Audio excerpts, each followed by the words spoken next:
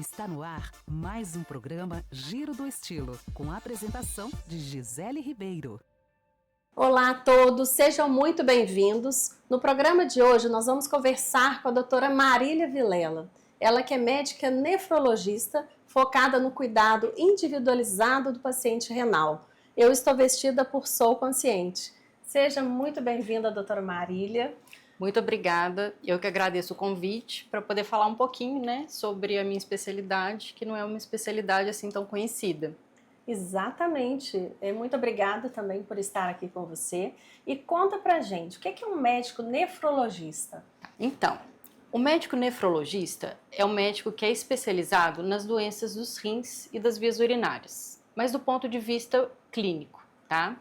Então, os rins, eles são órgãos que são mais conhecidos por filtrar o sangue, mas eles têm outras funções muito importantes no corpo, como controle da pressão, controle da quantidade de líquidos, ativação de alguns hormônios, produção de outros hormônios. Então, o rim está envolvido, no fim das contas, em todo o metabolismo do corpo. E quando a pessoa ela acaba tendo problemas renais, outras coisas acabam sendo envolvidas também. Muito bom. E um pouquinho agora, doutora, sobre a sua jornada profissional e a história da clínica. Inclusive, a gente depois vai dar um giro por aqui para mostrar tudo para vocês. Então, aqui a clínica é o fechamento, porque é a realização de um sonho. Mas começando pelo começo, claro. Eu fiz medicina na UFMG, depois eu fiz as minhas especializações todas, foram 3, em clínica médica, em nefrologia, em transplante renal, no Hospital Felício Roxo. E de lá para cá eu trabalhei em hospitais, eu trabalhei em clínicas de diálise, trabalhei e ainda trabalho com transplante renal, que é uma das minhas paixões. Então hoje eu atendo pós-transplante no Hospital Evangélico e principalmente depois do nascimento dos meus filhos, eu percebi uma necessidade de eu ter um pouco mais de flexibilidade nos meus horários. Então, casou isso com a minha verdadeira paixão na medicina, que é a medicina de consultório. Então, eu resolvi focar a maior parte do meu tempo para dedicar, de fato, para os meus pacientes. Porque quando você acaba, o que acontece hoje que eu percebo e o que acontecia comigo? A gente fica muito dividido em várias funções. Então, acaba não conseguindo dedicar, eu não conseguia dedicar o tanto que eu gostaria para os meus pacientes do consultório. Então, eu cheguei no momento da minha carreira em que o meu objetivo é realmente conseguir proporcionar para os meus pacientes um acompanhamento de fato individualizado e de fato ter disponibilidade para eles, que eu acho que isso é o que mais faz diferença quando a gente está tratando de uma doença renal crônica. Claro, e o que é esse cuidado individualizado para o paciente renal? Não existe receita de bolo para ninguém, de nada, tá? E é muito comum, na nefrologia, os pacientes, quando são identificados que eles têm uma redução da capacidade de filtração dos rins, deles saírem muitas vezes da consulta, por exemplo, com uma lista de alimentos que não podem ser consumidos. E essa lista é a mesma para todo mundo, ela é a mesma há vários anos e não é explicado nada. E a pessoa, ela começa a entrar num bolo de restrições, muitas vezes desnecessárias, começa a pegar informações, muitas vezes de fontes que não são tão confiáveis e a criar vários fantasmas na cabeça.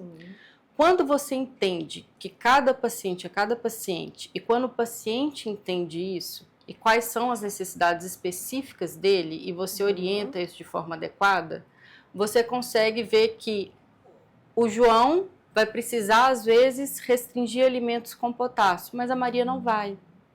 E você simplesmente falar que a pessoa perdeu função renal, que você vai ter que restringir tudo para todo mundo,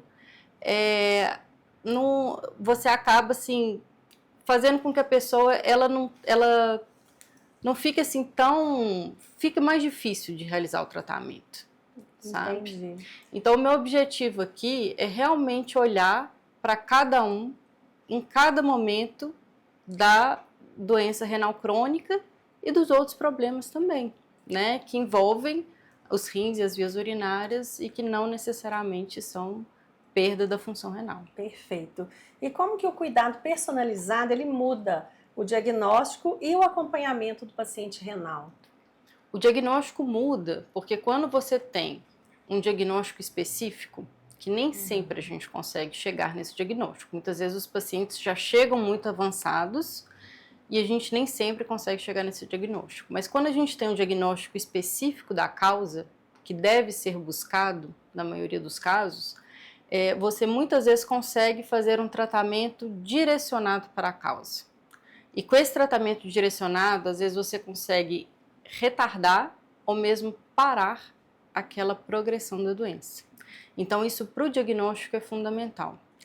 E na questão do prognóstico, é isso que eu falei sobre não ter receita de bolo. É você tentar entender qual que é a situação do paciente em cada momento em que ele está. Então, por isso, o acompanhamento e a recorrência das consultas com os exames, eles são muito importantes, porque às vezes hoje você está de um jeito e as suas recomendações serão de uma forma. Mas daqui a 6 meses pode ser que isso mude. Então pode ser que as recomendações elas tenham que ser adaptadas para essa nova realidade que você está vivendo. Então isso faz toda a diferença no segmento, na redução de progressão muitas vezes e também nessa tecla que eu sempre bato de evitar restrições desnecessárias. Porque a gente tem que aprender a conviver com a doença, que não é fácil, mas a gente tem que buscar que isso seja mais leve possível. Com certeza. E o que o paciente ganha quando ele tem esse plano de cuidado feito sob medida? Ele ganha porque aí ele realmente está sendo cuidado. Com certeza. E porque isso realmente é o cuidado. Não é você ver exame, entregar receita e só. E aí só daqui a 6 meses você vem e fica aquela renovação de receita. É você realmente ser olhado, ser entendido as suas peculiaridades, as suas individualidades e o tratamento ser adaptado de acordo com a sua realidade e as suas necessidades. Bacana. Agora a gente vai falar um pouquinho sobre o impacto da qualidade de vida, do estilo de vida na saúde dos rins. Alimentação, sono, atividade física, hábitos e até mesmo o estresse, né? O que realmente pesa? Tá. Ó, a principal causa de perda de função renal no Brasil e no mundo é hipertensão e diabetes. Isso é responsável por mais da metade das pessoas que perdem totalmente a função renal. Então, se a gente for pensar que a hipertensão e o diabetes estão muitas vezes ligados a maus hábitos de vida, ao tabagismo, que é um fator de risco independente, para perda de função renal.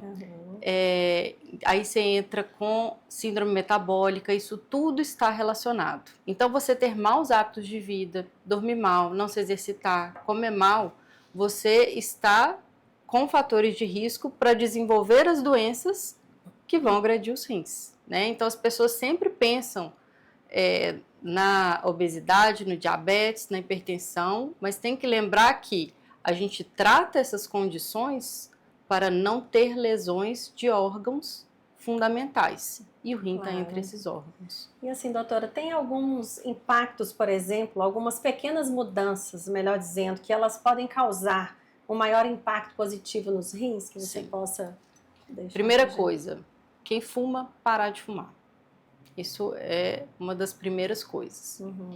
Segundo, manter peso bom, fazer exercício. Você vai ver que a maioria das recomendações são as mesmas que a gente sempre fala em relação ao diabetes, hipertensão e obesidade. Mas por quê? Porque essas 3 coisas são os principais fatores de risco para o desenvolvimento de doença renal crônica.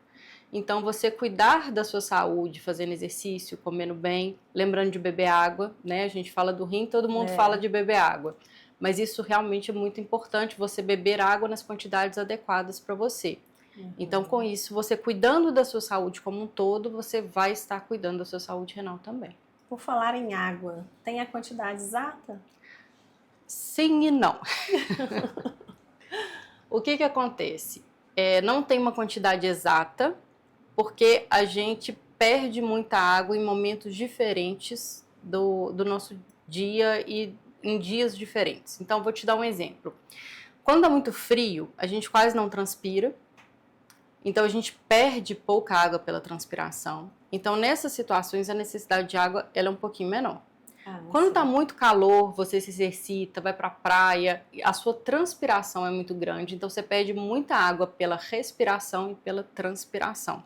E a sua necessidade de água vai ser maior, tá? Sim. A gente tem uma fórmula que a gente consegue calcular isso através do peso para ter um direcionamento da quantidade de água. Mas o que eu acho mais prático orientar para os meus pacientes?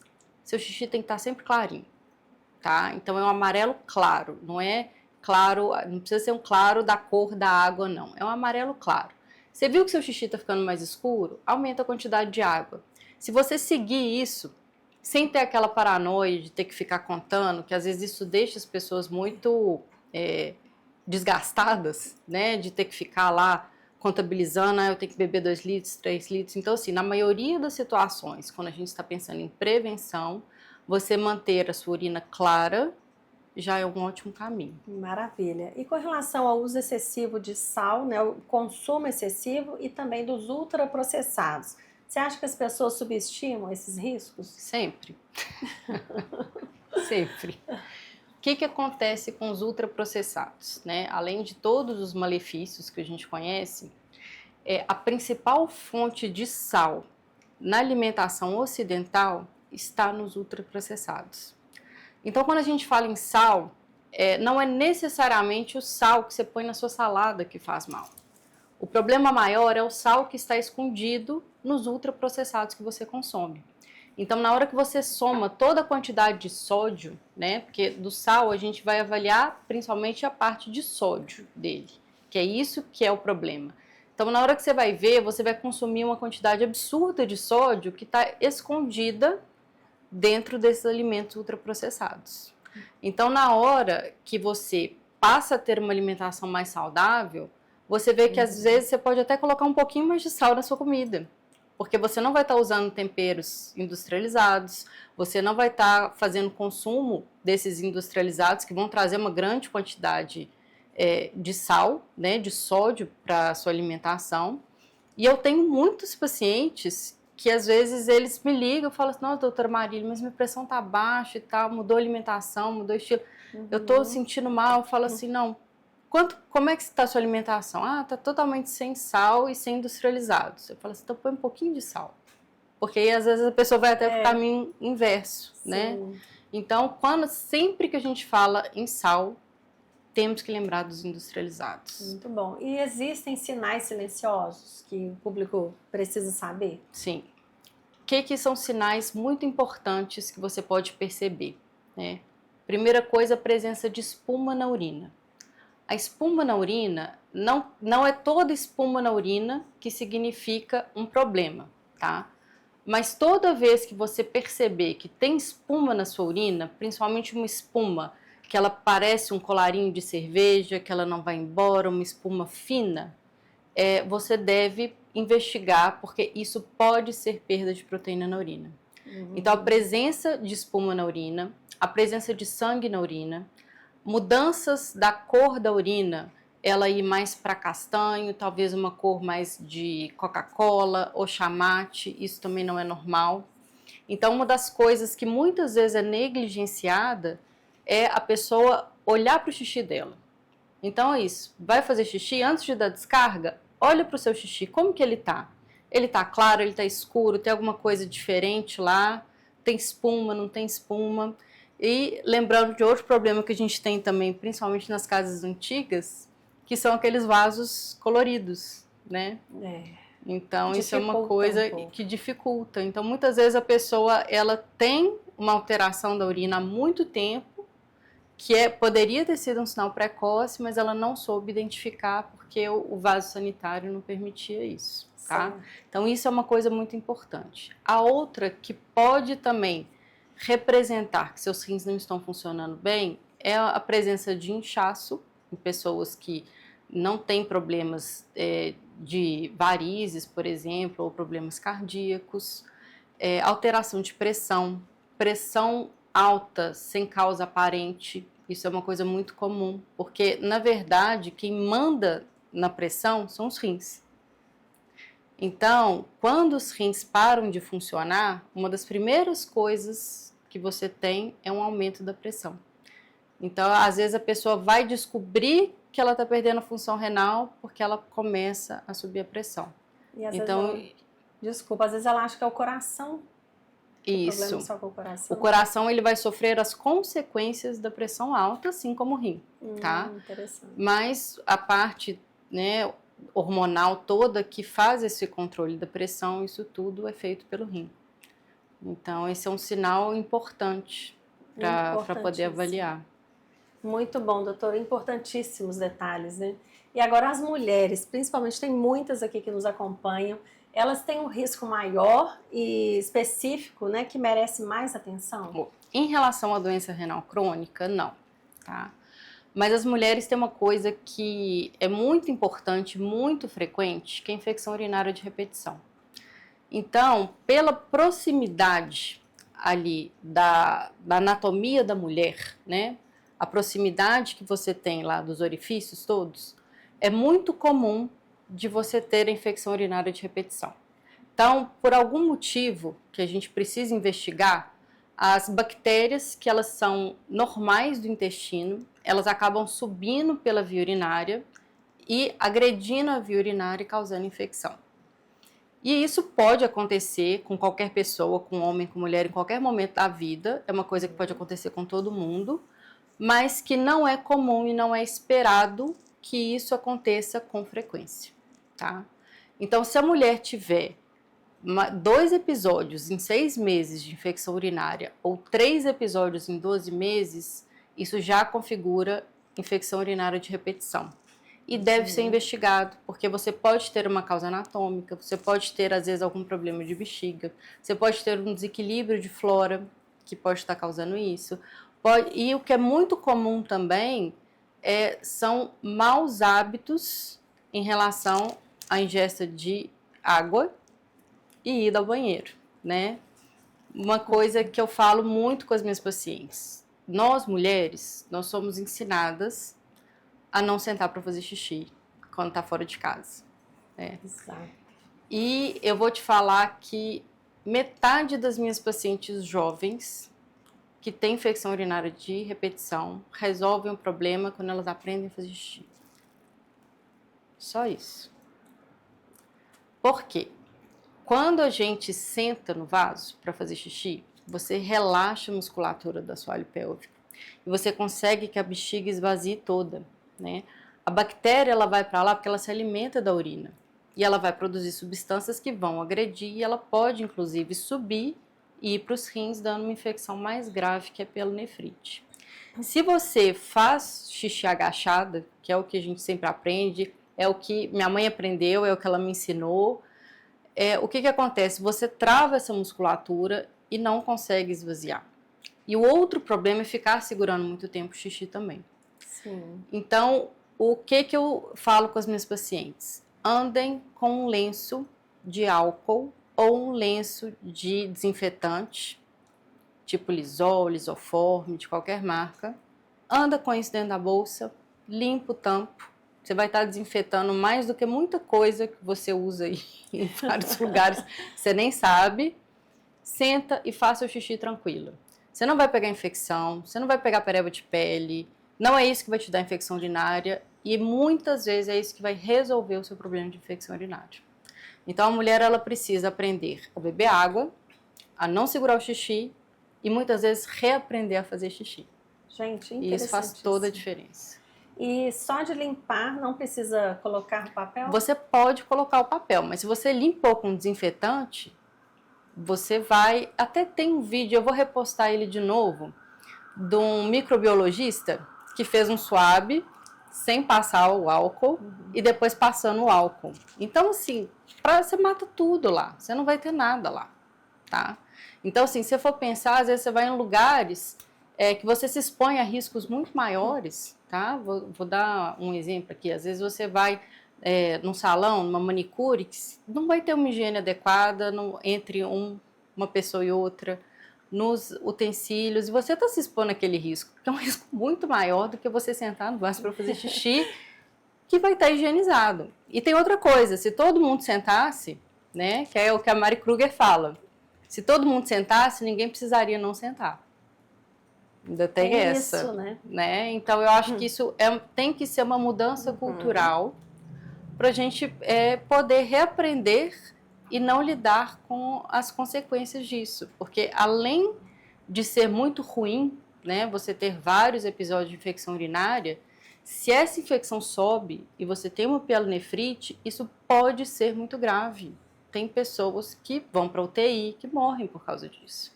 Então, essa é uma boa forma da gente prevenir. Mas a gente precisa toda de uma mudança cultural. Exatamente. E eu já até falei isso aqui no programa, porque assim, eu já tive pielonefrite, então adorei as dicas. Realmente a gente tem que cuidar, tem que hidratar bastante, né, doutora? E adorei as dicas, foram incríveis. Mas ainda não terminou. A gente tem aqui mais uma pergunta antes da gente dar um giro, que até que ponto cuidar dos rins corretamente aumenta a qualidade de vida? Você cuidar dos seus rins, na verdade, você vai estar cuidando da sua saúde como um todo. Então, se você não tem um problema renal, você vai prevenir o problema renal e geralmente as coisas que vão trazer problemas renais, elas também vão trazer problemas cardiovasculares, elas também vão trazer outras questões que vão prejudicar a sua saúde. Então, se você focar em cuidar da sua saúde, você pode pensar especificamente no rim, se você quiser, mas focar em cuidar da sua saúde, você vai evitar problemas a longo prazo e você vai prevenir doenças. E para a pessoa que já tem doença renal crônica, o que eu percebo? Que quando o paciente ele conhece o que está acontecendo no corpo dele, quando ele sabe do problema que ele tem, quando ele sabe das coisas que ele tem que fazer e o porquê que aquilo tem que ser feito, qual o objetivo, isso fica mais leve de certa forma e a adesão do paciente ao tratamento faz toda a diferença no sucesso do tratamento. Então eu falo muito com os pacientes que tratamento de doença crônica, seja ela qual for, é 20% médico e 80% paciente. Por isso que é tão difícil. Porque precisa que a pessoa ela entenda a importância das ações dela, ela entenda a importância da mudança de hábito, ela entenda a importância dela ter que tomar aquele remédio todo dia, naquele horário. Então, assim, quando a pessoa entende, fica mais fácil dela fazer. E isso faz toda a diferença, tanto na progressão da doença, na melhora dos sintomas, então, na melhora de qualidade de vida. Muito bom, doutora. Vamos então dar um giro e mostrar um pouco da clínica? Claro! Então vamos lá. Então vamos, para eu poder mostrar para vocês. Começando por aqui, esse daqui é o meu consultório, que eu pensei em ter essa antessala para poder receber as pessoas, às vezes ter conversas que, tirando um pouquinho daquela coisa fria da mesa. Então, às vezes, eu acho legal, assim, você ter um lugar para você poder conversar melhor olho no olho. E a outra coisa também, que muitas vezes é um pai e uma mãe que adoecem e os filhos querem participar. E uma coisa que me dava agonia nos outros lugares que eu atendia era de ficar os filhos em pé ouvindo a consulta. Então, aqui eu consigo acolher todo mundo para poder acompanhar e a família inteira está a par do que está acontecendo. Então, depois tem a minha mesa normal e aqui a área de exame que ficou mais reservada. E como não tem como falar de cuidado individualizado sem falar de equipe multidisciplinar, eu fiz aqui também um outro consultório para atendimento de nutricionista, de cardiologista, endocrinologista, neuro, geriatra, então de especialidades que estão relacionadas com o paciente renal também. Então esse consultório é para isso e esse daqui é uma coisa que é muito negligenciada, mas que é fundamental, principalmente se tratando de paciente com alguma doença crônica e a sua família, que é uma sala para atendimento psicológico.